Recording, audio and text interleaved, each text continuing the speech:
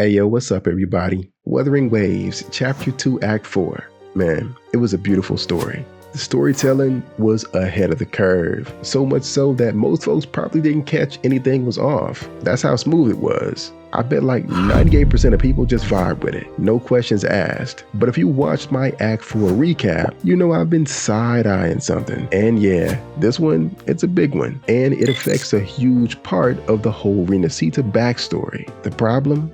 The timeline. Like for real though, like when did it all go down? And how does any of this line up? Cause I got some questions. Let's get into it.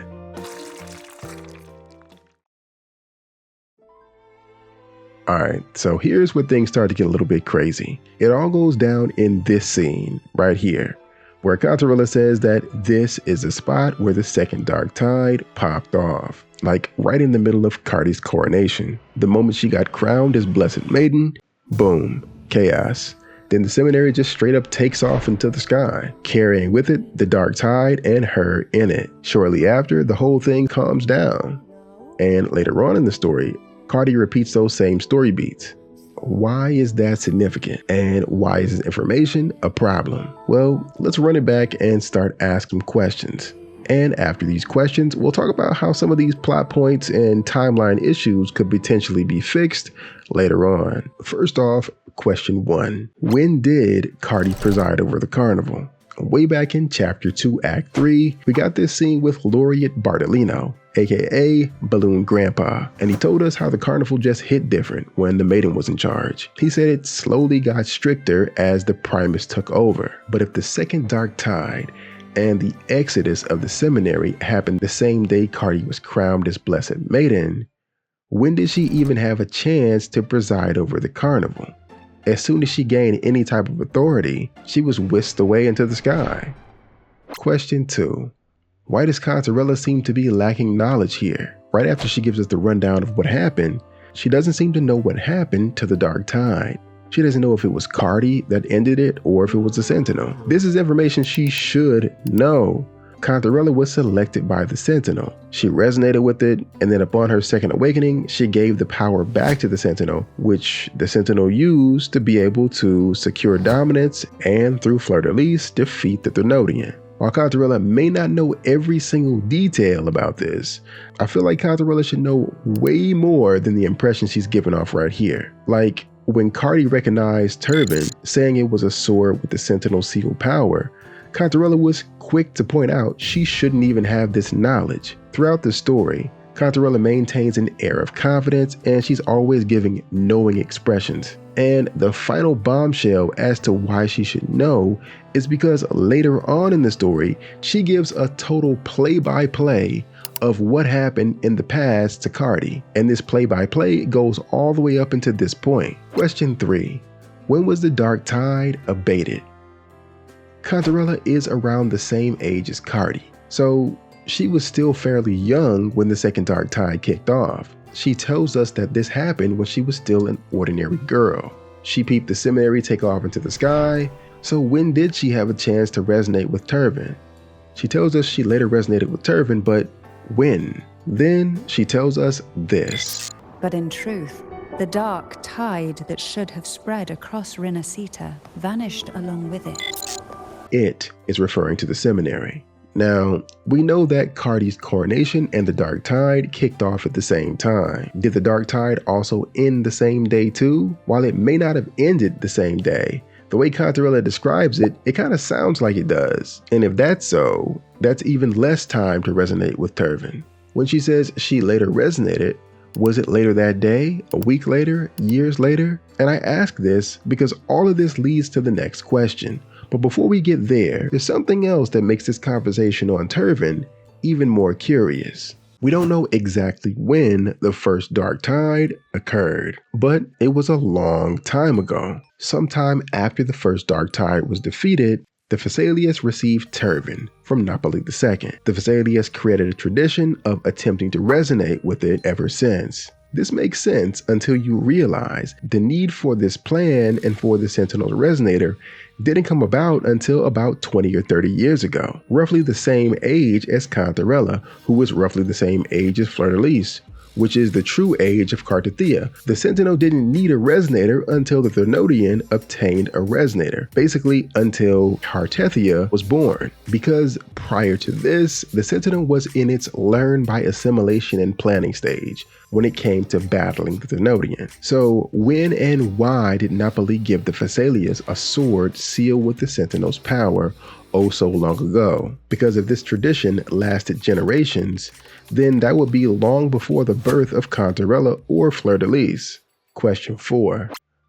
When was the Threnodian struck down? Again, the way Contella words her recount of events, it sounds like the Second Dark Tide was stopped the same day it started. However, during a flashback where Cardi speaks with the Threnodian, she's saddened and shocked by the revelations the Threnodian gives. How it made her, how it fed off of the praise she received as the Blessed Maiden, how she was able to read the minds of the faithful because of the Threnodian's power. But when was there time for all of this? When did she have time to read people's minds or receive praise from people as the Blessed Maiden? She immediately went from being crowned to being the Threnodian's resonator, then to fighting the Dark Tide, and then to defeating the Threnodian. The situation implies that she was under the influence for some time and had been in a position of authority for some time as well. Also, there's another point to make. After she defeated the Threnodian, she split herself into two. Fleur-de-Lis representing her true age, and Cardi, who remains the same age as she was the day she was crowned. But if Fleur-de-Lis represents her real age, when did she actually cut down the Threnodian? Because she was a young adult or a teenager when she was crowned. If Fleur-de-Lis is a full adult just like Contella, then it implies that the Threnodian's defeat might have happened recently.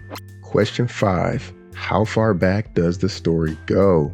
Way back in Chapter 2, Act 2, Carlotta shows us a data file that explains the history of the Vitrium dancer Echo. The data file tells us that one of her ancestors received the Carnival Laurel and was told by Imperator to visit a tower abandoned by the Order. This tower is the same one we end up going to with Carlotta a little bit later in the story. The data file goes on to say the ancestor discovered a Vitrium dancer tacit discord there. Tacit discords often mimic life and objects around them, and we're told that these are no different. The faces of the Vitrium dancer mimic the stained glass windows. Now, the fact that we're talking about not Carlotta's grandfather, but the actions of her even older ancestor, and seeing the tower in that level of disarray, it all implies that this story took place much earlier than 20 or 30 years ago. And all of this is further evidence that the story was originally supposed to take place much further back, but was likely rewritten possibly multiple times to get where we are right now. There are obviously mistakes in the continuity, and they're all over the place, but that doesn't really mean it couldn't possibly be fixed or expanded upon to cover those holes. So, how could they do it? Let's address some of these questions and how fixing them could improve the story. Addressing question 1. When did Cardi preside over the carnival? They didn't really give room for her to have done much before this point. However, it's possible that she still held authority prior to crowning, or possibly Fenrico worked behind the scenes to make it seem like she was actually making these decisions when she actually wasn't. And if you remember, he was there during the Second Dark Tide and somehow made it out. We'll have to talk about that in another video. But yeah, he could be the reason people have this perception. Addressing question 2. Why does Contella seem to be lacking knowledge here? When Contella speaks to Cardi towards the end of the story, she gives her turban and explains all the things that happened in the past leading up to this point. One of the things she reveals is that the young women who passed the divine trials and attempted to resonate with turban, they all lost memories in varying degrees, and the trade-off was them being able to see glimpses into the suspended tower. So perhaps this ordeal caused her to lose her memory of certain events as well. That might explain her anomalous recount of events. The lost memories are explained to fall into this Sonarosphere. Maybe she was able to regain her memories while traversing Avenolium on her own, which might explain why she's able to give a clear recount of events later but isn't able to do so earlier. Of course, there is no evidence for this having happened, so it would just be something they'd have to explain after the fact. Addressing question 3, when was the second dark tide abated? And why was Turvin around before it was narratively important? Honestly, man, I don't know about this one. This one's a tough fix. They might have to craft completely new lore points to make this make sense. Let me know what you guys think in the comments. Addressing question 4, when was the Threnodian struck down? Maybe Cardi's fleur-de-lis form doesn't just represent her true age as expected. Maybe she was just always big. Just imagine, she transforms as a baby, busting all out the crib like, wah, give me some milk. Or it could possibly be that she ages faster than the other, which is also funny if you imagine baby girl Cardi transforming into Grandma Gil fleur-de-lis. Or maybe time just flows differently up there. Because at the end of Act 4, we get a flashback of Fleur-de-Lis facing off against the Threnodian. And she's already big, even though the dark tide supposedly occurred the instant she was crowned. During this flashback, we see Fleur-de-Lis defeat the Threnodian. But literally moments later, Rover arrives and essentially says, hey yo, I got next. Anyway, these are just some things I thought didn't seem to make sense when I was going through the story, and I didn't want to include them in the main recaps, because unlike before, there really wasn't enough evidence in Acts 1 through 3 to kind of see if any of these things were going to be ironed out as time went forward. As to why I didn't include it in the Act 4 recap is because that video was already pretty lengthy. But anyway, did any of you guys notice those things too? Let me know in the comments down below. And that is all I have for you guys today. And until next time, I'll catch you in the waves. Peace.